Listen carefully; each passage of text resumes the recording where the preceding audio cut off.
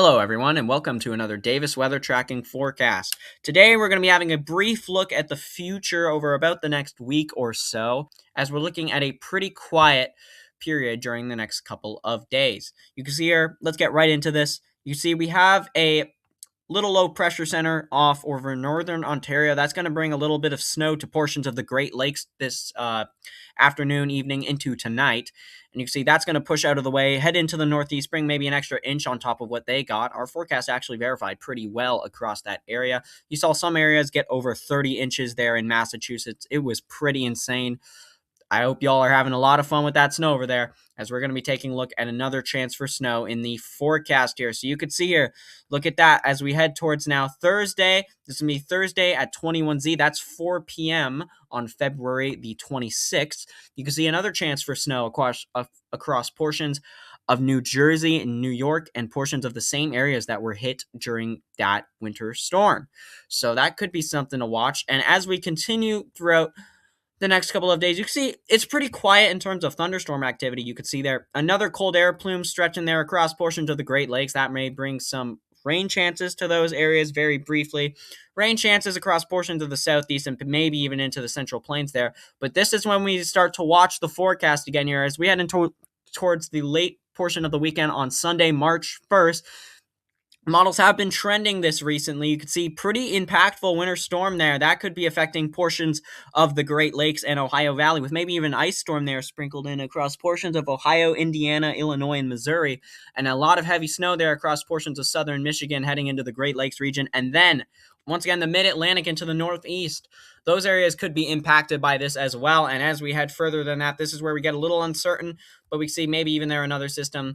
The mid-Atlantic can't catch a break. But then we're forecasting potentially a warm-up. This is way out into La La Land, but potentially a warm-up will be coming to the east after that. That's what models have been trending on recently. So watch the late weekend. We may be tracking potentially a winter storm in the coming days. Let's look at the Storm Prediction Center's outlook the next couple of days. You can see here on day one, this is February 24th, 2026, no thunderstorms are forecast for today. For tomorrow, we may have a general thunderstorm risk across portions of the lower Ohio Valley into the Great Plains. You can see there, no tornado, no wind, no hail risk with this, just general convection. And as we head into the day 3 outlook, portions of Dixie Alley and the southeast are outlined in yet another general thunderstorm risk with general thunderstorms expected.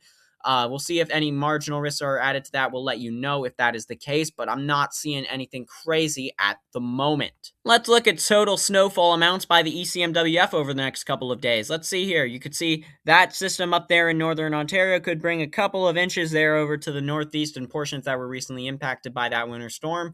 But after that, it gets a little quiet for a while until that system approaches here. This one doesn't have it as intense, but you can see there's still some snowfall across portions of the Ohio Valley once again and into the mid-Atlantic. And there's another system there potentially on Wednesday. You see the ECMWF is a little different, so models are still in disagreement on this. So we'll have to take a look at that further in the future. If we have a look at this Climate Prediction Center outlook here, you can see March 2 through the 6th. You can see generally above average conditions dominating the central and western United States, while a sliver of below average temperatures impacts portions of the northeast. You can see above average precipitation across portions of the central United States, while below average across portions of the southeast. Some above average there sprinkled in Florida, and portions of the west coast below average too. We head to our 8 to 14 days. This is when we're expecting that warm up here, like I was talking about before. Above average temperatures dominating the entire United States, continentally at least. Portions of Alaska and Hawaii there. Hawaii is still above average. Alaska is going to be mostly below average. Above average precipitation. So we might have to start watching some storm chances as we head towards early to mid-March.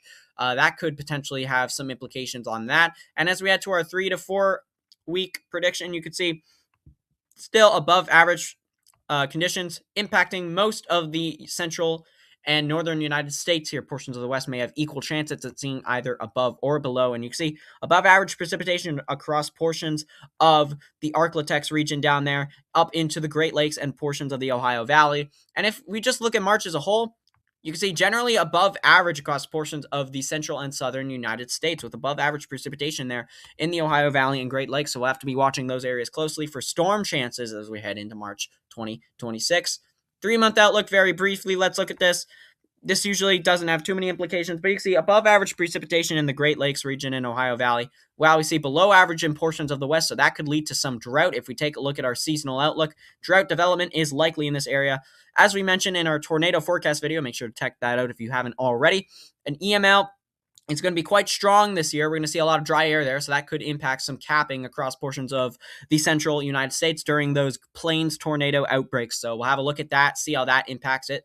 And that is going to do it for this brief forecast update. Thank you for watching, and we will have more forecast updates for you coming in the future. I'm Justin Davis signing off, and we'll see you in the next update.